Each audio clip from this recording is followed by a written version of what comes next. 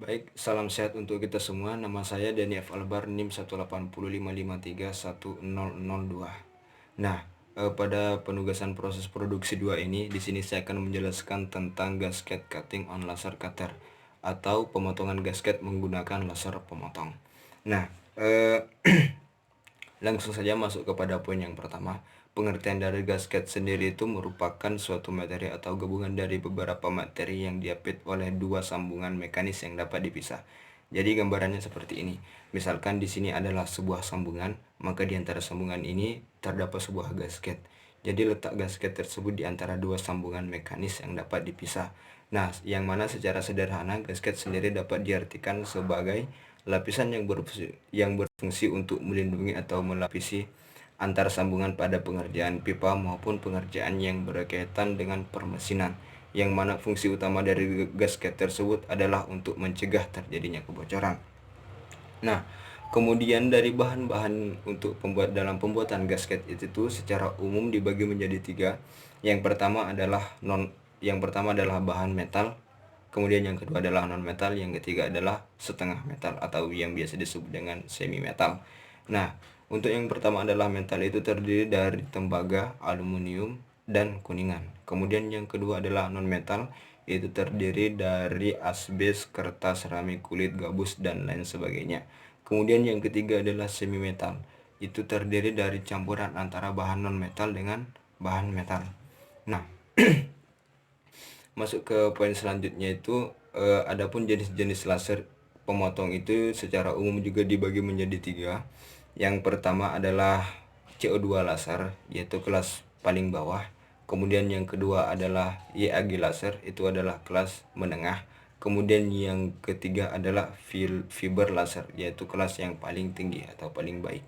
Nah, pada pada pembahasan ini saya akan membahas menggunakan CO2 laser atau kelas yang paling bawah. Nah, CO2 laser sendiri merupakan laser gas yang memancarkan cahaya monokromatik dan koheren. Radiasi laser inframerah dengan panjang gelombang sekitar 10,6 mikrometer. Nah, adapun media aktif yang terdapat pada CO2 laser ini, yang pertama adalah karbon dioksida, kemudian yang kedua adalah nitrogen, dan yang ketiga adalah helium yang distimulasikan dengan cara elektrik. Nah, dari ketiga media ini yang terdapat pada CO2 laser ini, yang pertama adalah karbon dioksida itu sebanyak 4,5%, yaitu yang berfungsi sebagai medium utama laser. Kemudian yang ketiga adalah yang kedua adalah nitrogen sebanyak 13,5%, yang berfungsi untuk sebagai pembangkit energi atom pada CO2 atau pada karbon dioksida. Kemudian yang ketiga adalah helium, itu sebanyak 82%, yang berfungsi sebagai pendingin pada proses pemotongan. Nah, langsung saja untuk skema dari sistem kerja pada laser tersebut bisa dilihat kurang lebih seperti ini ya.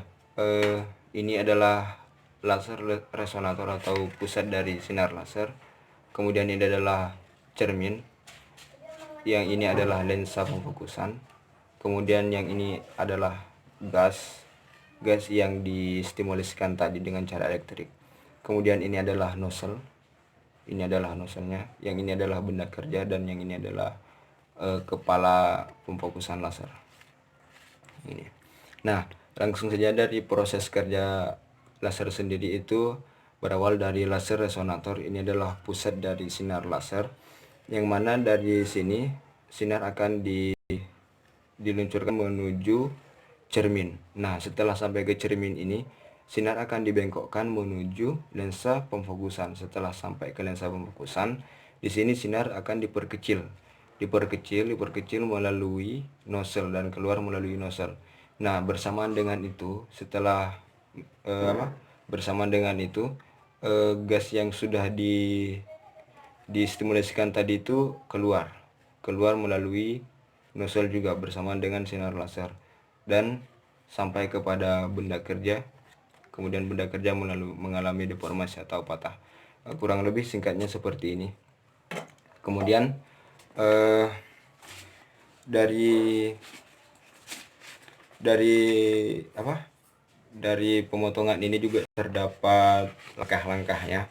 Langkah yang pertama yaitu dengan menyiapkan kabel USB, kemudian kemudian langkah yang kedua bahan yang akan dipotong, kemudian kita membuat desain. Nah, membuat desain ini dibutuhkan software CorelDRAW ataupun Inspex. Jadi laser ini digerakkan menggunakan mesin CNC yang mempunyai dua aksis, yang bisa bergerak ke depan, ke belakang, ke samping, dan ke kiri dan ke kanan maksudnya. Nah, setelah itu dalam proses pemotongan, langkah-langkahnya itu setelah membuat desainnya kita, kemudian mengirim file dan eksekusi.